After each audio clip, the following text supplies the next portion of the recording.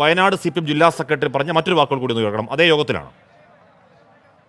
നേതാക്കന്മാർ പറയുന്നു കൊന്നതാണ്, BJP-ക്കാർ പറയുന്നു കൊന്നതാണ്, ചില ചാനലിൽ ഇരുന്നിങ്ങനെ അടിക്കുന്നവരും പറയുന്നു കൊന്നതാണ്. കൊന്നതാണെന്നുള്ള തെളിവുണ്ടെങ്കിൽ അതങ്ങ് കൊടുത്താൽ പോരെ?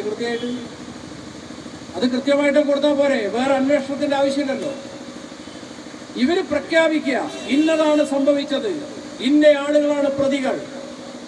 എത്ര കാലായി കേരളത്തിലെ CPM-നെ ഇതുപോലെ ഉമ്മാക്കി കാണിച്ച് വലതുപക്ഷ രാഷ്ട്രീയക്കാരും ഇവിടത്തെ കുറെ കാലമായി നിങ്ങൾ ഒലത്തുന്നു ഞങ്ങളെ.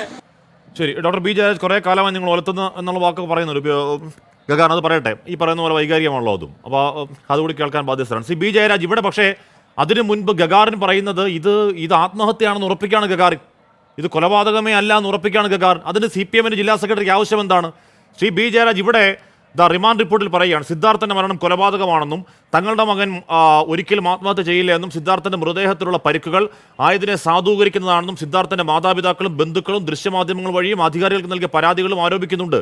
ഈ കാര്യത്തിൽ ആഴത്തിലുള്ള അന്വേഷണം നടത്തി കൊലപാതക സാധ്യതയെപ്പറ്റി വ്യക്തമായ നിഗമനത്തിൽ എത്തിച്ചേരേണ്ടതായിട്ടുണ്ട് എന്ന് പോലീസ് റിമാൻഡ് റിപ്പോർട്ട് എഴുതുകയാണ്. എന്ന് പറഞ്ഞാൽ ഇത് കൊലപാതകമാണെന്ന് അന്വേഷിക്കണം എന്നുകൂടി പോലീസ് എഴുതുന്നുണ്ട്. അങ്ങനെ പോലീസ് പറയുമ്പോൾ ഇത് ആത്മഹത്യയാണെന്ന് അങ്ങ് സ്ഥിരീകരിക്കാനുള്ള വ്യഗ്രത CPM-ന്റെ ജില്ലാ കമ്മിറ്റിക്ക് എന്താണ് ശ്രീ ബി ജയരാജ്?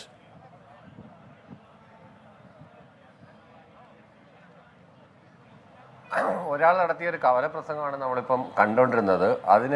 അതിൻ്റേതായിട്ടുള്ള വൈകാരികമായ തലത്തിലായിരിക്കാം ഒരുപക്ഷെ അയാൾ അങ്ങനെ സംസാരിച്ചു. പക്ഷേ ഇതൊന്നും ന്യായീകരിക്കാൻ പറ്റുന്ന കാര്യമല്ലെന്നേ.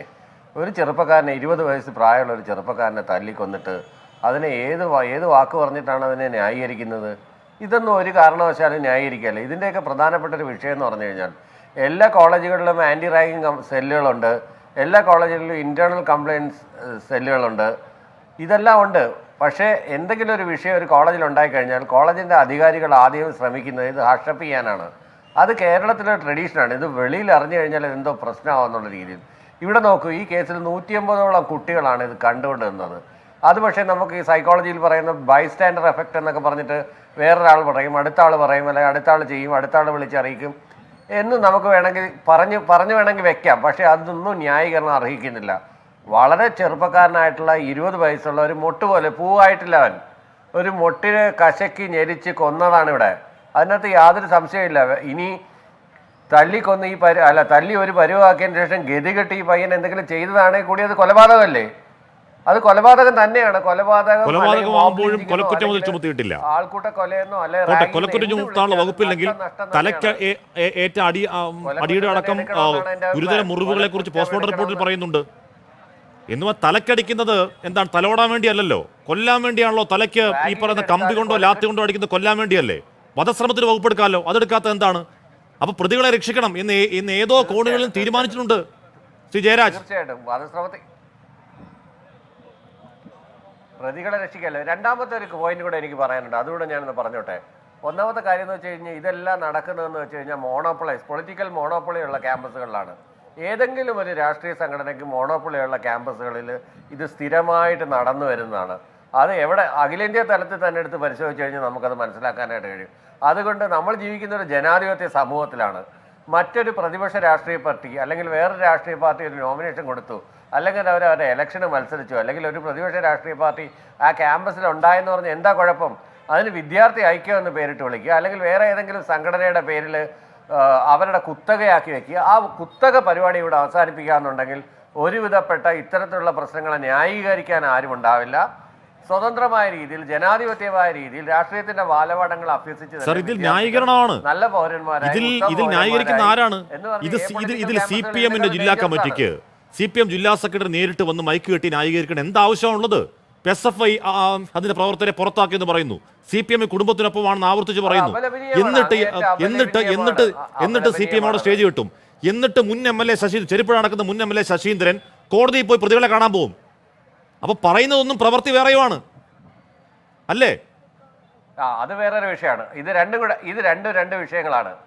ശശീന്ദ്രനെ പോലെ മുൻകാല ട്രാക്ക് റെക്കോർഡുള്ള ഒരാൾ കോടതിയിൽ പോയിട്ടുണ്ടെങ്കിൽ എന്ത് വിഷയം നടന്നാലും, ഒരു പ്രദേശത്ത് എന്ത് വിഷയം നടന്നാലും ആ പ്രതികളെ കാണാൻ പോവുക, പ്രതികളുടെ ബന്ധുക്കളെ കാണാൻ പോവുക എന്നുള്ളത് ഏത് രാഷ്ട്രീയ പ്രവർത്തകനെ സംബന്ധിച്ചിടത്തോളം അഭികാമ്യമായ ഒരു കാര്യം തന്നെയാണ്. അത് എന്താണ് വിവരം എന്ന് അന്വേഷിക്കാൻ വേണ്ടി ശശീന്ദ്രൻ സാർ, അവിടെ കോടതിയിൽ തച്ചു കൊന്ന പോയിരുന്നു. സിദ്ധാർത്ഥനും ബന്ധുക്കളുണ്ട്. അത് ശശീന്ദ്രൻ അവരെ സ്വാധീനിക്കാനാണോ അല്ലെങ്കിൽ അവിടെ പിന്നെ തച്ചു കൊന്ന മജിസ്ട്രേറ്റിനെ പോയി അവിടെ കണ്ടു? തച്ചു കൊന്ന സിദ്ധാർത്ഥന് എന്തൊക്കെ ബന്ധുക്കളുണ്ട്. ന്യായീകരിച്ച് ഷിബു തെളിവാരി ബന്ധുവിന് അത്തരം ന്യായങ്ങളോടൊന്നും ഈ ഇരിക്കുന്ന ഞാൻ ഷിബു യോജിക്കുന്നില്ല. സിദ്ധാർത്ഥന്റെ സ്വന്തം അമ്മാവനാണ്. ഒരച്ഛനുണ്ട്, അമ്മയുണ്ട്. തീർച്ചയായിട്ടും ആ അച്ഛനില്ലാത്ത വേദന തല്ലിക്കൊന്ന പ്രതികളുടെ രക്ഷിതാക്കളെ കാണാൻ വേണ്ടി പോവാണോ മുൻ സെക്രട്ടറി? എന്തിനാണ്? പോയതാണ്. ഏത് വിഷയമാണെങ്കിലും പോലീസ് സ്റ്റേഷനിലാണെങ്കിലും കോടതിയിലാണെങ്കിലും പ്രദേശത്ത് രാഷ്ട്രീയ പ്രവർത്തനം നടത്തുന്ന ആളുകൾ ഇടപെടും.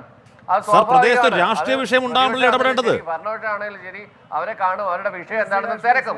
എന്ത് വർത്തമാനമാണത്? പ്രദേശത്ത് രാഷ്ട്രീയ പ്രശ്നം ഉണ്ടാവില്ല ഇടപെടേണ്ടത്. ശരി, ഇപ്പൊ ഗോവിന്ദച്ചാമി പിടിച്ചോണ്ട് പോയി. ഗോവിന്ദച്ചാമിയുടെ രക്ഷാകർത്താവ് ശശീന്ദ്രനെ കാണാൻ വിളിക്കുന്നു, പോവോ? അതുകൊണ്ടാണ് ഒന്ന് ഇടപെട്ടോട്ടെ, രാഹുൽ എന്താണ് ഒന്ന് ഇടപെട്ടോട്ടെ.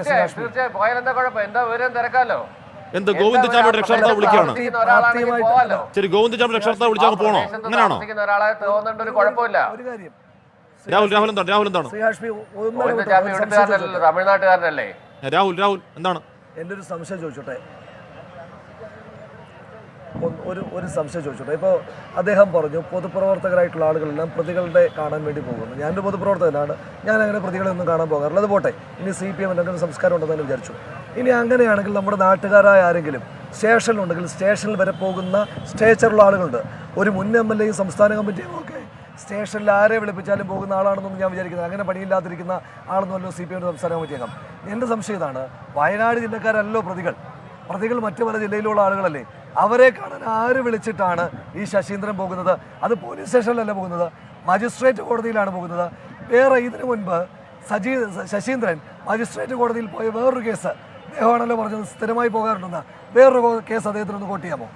അറിയാവോ ശ്രീ ജയരാജ്, ഇതുപോലൊരു പ്രശ്നത്തിൽ ഇതുപോലെ കിരാതമായി മനുഷ്യന്മാർ ചെയ്യുന്ന തരത്തിലല്ലാതെ അങ്ങേയറ്റം ചിത്രവധം ചെയ്ത് കൊന്നൊരു കേസിൽ പ്രതികളെ ഹാജരാക്കിയപ്പോൾ പോയേക്കാണോ മജിസ്ട്രേറ്റ് കോടതിയിലേക്ക്? CK ശശീന്ദ്രനെ ഞാൻ കേട്ടിട്ടില്ല, ഒരു മാധ്യമങ്ങളും അത് എഴുതി ഞാൻ കണ്ടിട്ടില്ല. ആരും അങ്ങനെ ഒരാളിനെ കരിവാരി തേക്കുന്ന കണ്ടപ്പോൾ ഞാൻ ഇടപെട്ടെന്നേ ഉള്ളൂ. സാർ, എന്തിനാണ് നിന്ന് കൊടുക്കുന്നത്? അപലപനീയമാണ്. ഇതുപോലെ അങ്ങേയറ്റം നരമേധം ചെയ്ത് കൊന്ന ഒരു കേസിൽ ഞാൻ കൊന്നതെന്നേ പറയൂ. കാര്യം ഇനി അത് ആത്മഹത്യയാണെന്ന് വെച്ചാൽ ഞാൻ കൊന്നത് എന്നേ പറയൂ. അത് കൊലപാതകമാണ്, ഒന്നാന്തര കൊലപാതകമാണ്. അങ്ങനെ നരമേധം ചെയ്ത ഒരു കേസിൽ ആ പ്രതികളെ കോടതിയിൽ ഹാജരാക്കുമ്പോൾ ഡിവൈഎസ്പിയോട് സംസാരിക്കാൻ പോവാണ്. ആരാണ്? മുൻ MLA, ഇടുക്കിയുടെ പ്രധാനപ്പെട്ട നേതാവ്, സംസ്ഥാനത്തെ പ്രധാനപ്പെട്ട നേതാവ് പോവാണ്. എന്തിനാണ്? നമ്മളിവിടെ പാഴൂർ പടിപ്പുരയിൽ ഇരുന്നിട്ട് പഞ്ചാംഗം നിരത്തിയൊന്നും അല്ലല്ലോ കാര്യങ്ങൾ തീരുമാനിക്കുന്നത്. ഇതായാലും പാഴൂർ പടിപ്പുരയൊന്നും അല്ലല്ലോ ഇരുന്ന് പഞ്ചാംഗം നോക്കി എങ്ങനെയാണ് നടന്നതെന്നൊക്കെ നമുക്ക് പ്രവചന സിംഹങ്ങളൊന്നും അല്ലല്ലോ. അതിന്റെ അന്വേഷണം അന്വേഷിക്കുന്ന രീതിയിൽ നടക്കട്ടെ. അത് CBI വേണമെങ്കിൽ CBI അന്വേഷിക്കട്ടെ, IB എങ്കിൽ IB അന്വേഷിക്കട്ടെ, ഏത് ഇന്റലിജൻസ് ഏജൻസി വേണമെങ്കിലും അന്വേഷിക്കട്ടെ.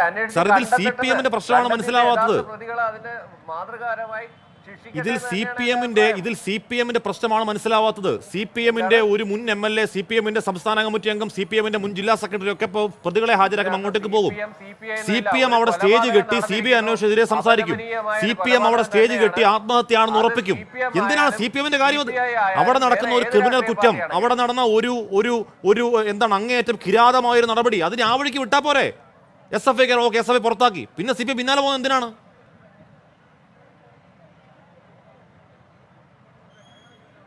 ആരാണ് പിന്നാലെ പോയത് ഇതിനകത്ത്? സാർ, പിന്നാലെ പോയത് അവിടുത്തെ CPM-ന് ജില്ലാ സെക്രട്ടറി, അവിടെ CPM-ന് ജില്ലാ കമ്മിറ്റി, അവിടെ വിസ്തീർണ യോഗം നടത്തുന്നത് എന്തിനാണെന്ന് എന്റെ ചോദ്യം.